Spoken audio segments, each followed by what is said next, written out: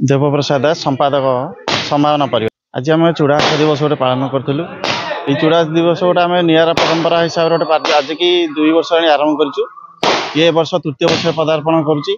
जेहेतु यहाँ गोटे निरा खाद्य आम ओडिशा पारंपरिक खाद्य ओडिशार आम जगन्नाथ प्रिय खाद्य जाऊँगी लोकनाथ श्री लोकनाथ महावीर से आम चूड़ा दिवस दिन दिन जनमानस लिभिया बसी आम यहाँ गोटे निरा परंपरा भाव हाथ को नहीं कार्यक्रम गोटे मानते जनसाधारण सचेतन करने आरंभ कर 2015 मसीह समाजसेवा क्षेत्र को लेचु विभिन्न प्रकार सामाजिक कार्यक्रम करुँ अनुष्ठान माध्यम आम मुख्यतः वृक्षरोपण को ध्यान देचु। वृक्षरोपण कार्यक्रम करुँ जीव जंतु सुरक्षा प्रति ध्यान दौचु।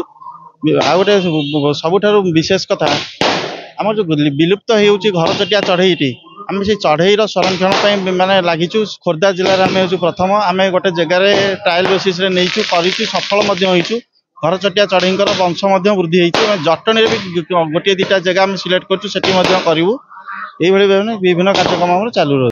आज ये तो ना हूँ चूड़ासा दिवस ए अतिथि मैंने चूड़ासा आम ये अतिथि भाव आसते आज आम सांसद प्रार्थी सतीश शर्मा आसते आमर विभिन्न माने आसीते आमर काउंसिलर जी अच्छा विष्णु साहू सी उपस्थित थे अनंत बेहरा आमर जी नगरपाल सी बहुत अतिथि आस।